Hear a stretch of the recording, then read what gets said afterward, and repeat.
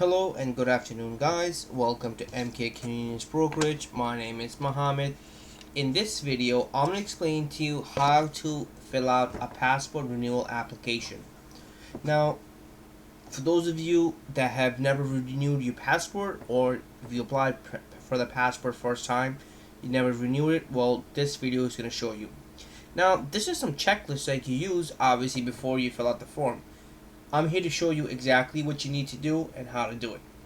Now, the first question states, I can submit my most recent US passport book and a passport card with this application. Yes or no? So let's say you click yes. I was at least 16 years of age when my most recent US passport book and a passport was issued. If you say yes, then go over here. I was issued my most recent US passport book or passport card less than 15 years ago. Yes or no? The United States passport book and or passport card that I'm reviewing has not been damaged, lost, stolen, or found. Yes or no? My US passport has not been limited from the normal 10 years validity period due to passport damage, passport theft. And obviously the last question, I use the same name as more recent passport. If all it says yes, then obviously you can use this form. Now, if you say no to this, you cannot use this form. You have to fill out the form DS11, which is another form, and you have to show, and you have to go in person. Renewal part, you don't really have to go in person, but for the first time, you do. But if you answer no to any of these questions, you do have to go to in person. This is, again, what you do with the application and everything. Is going to show you what you need to do. I'm going to show you exactly what you need to print out.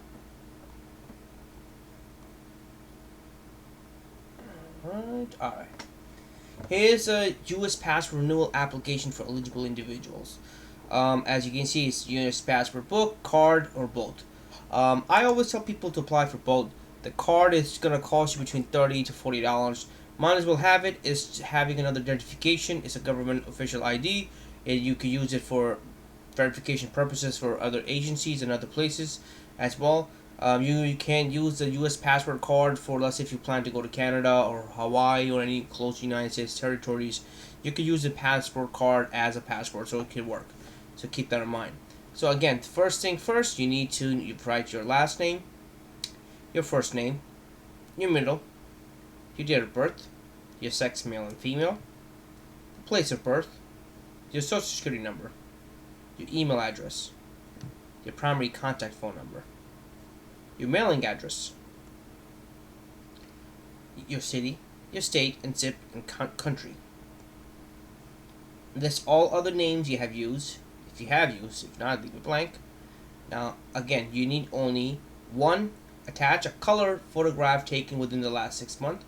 It has to be 2x2 and it has to be stapled, all 4 around. You put it in your application. Passport book or passport card information, your name as printed. Obviously, if you have that, you will put down the information over here. Your passport book number, your passport card number, obviously issue dates will be on it. You will put it over here. Name change information. Complete if name is different than the US passport book or passport card.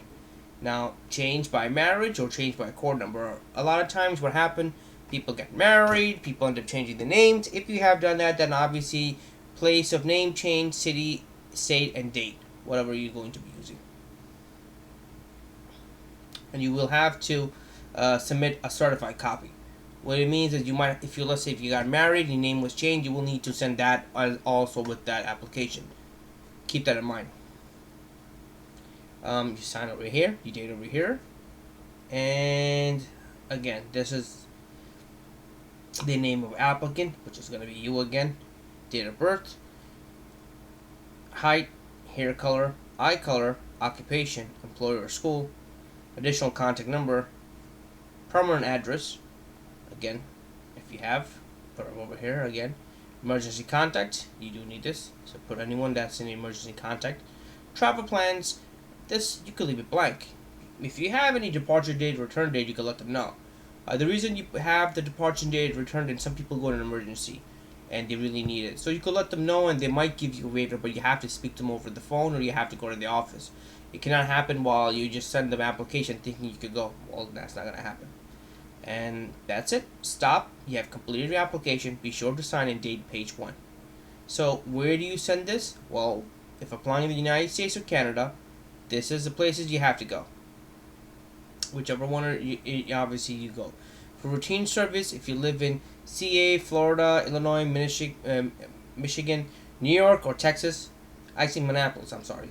National Passport Processing Center is over here for routine service. If you live in any other states or Canada, it's over here. For expedited services, again, that's going to be additional fee. You send it over here. If applying outside the United States, well, if you're applying outside the United States, you have to go to the embassy. The embassy will help you out from there. So basically, as you can see, it wasn't that hard. It wasn't that difficult to fill out. It was very simple and very easy.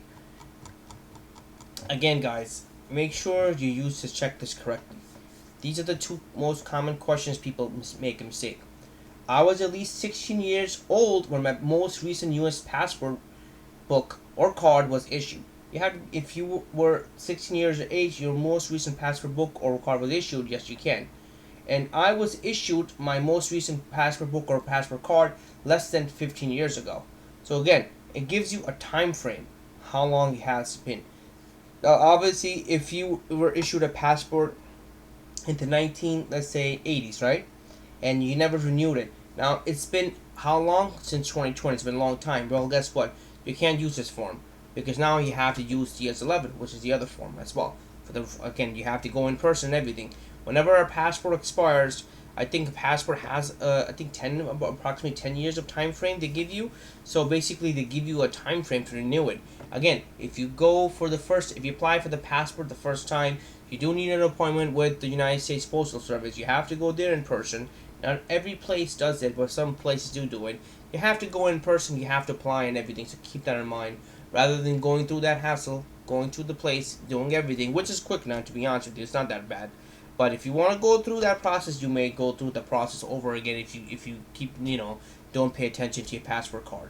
If it's renewal, again, it's easy. You do everything from home. You will send your old passport, book, your old passport card if you have. You put it in the mail. You put it in an envelope. I highly recommend sending it by priority mail. This way, you could have a tracking number if they have it. Once you send all that information, obviously, again, they might ask you for a check or money order in the application. Once you do that, you send them to them, and that's it. It's how easy it is. It's not that bad. So once you're done, you finish. That's it. That's how you do it. Again, if you guys have any other questions, comment, concern, please comment, like, subscribe. I'll try my best to help you out as much as possible to clarify any confusion you have. Thank you again, guys, for watching this video. Hopefully you guys enjoyed it.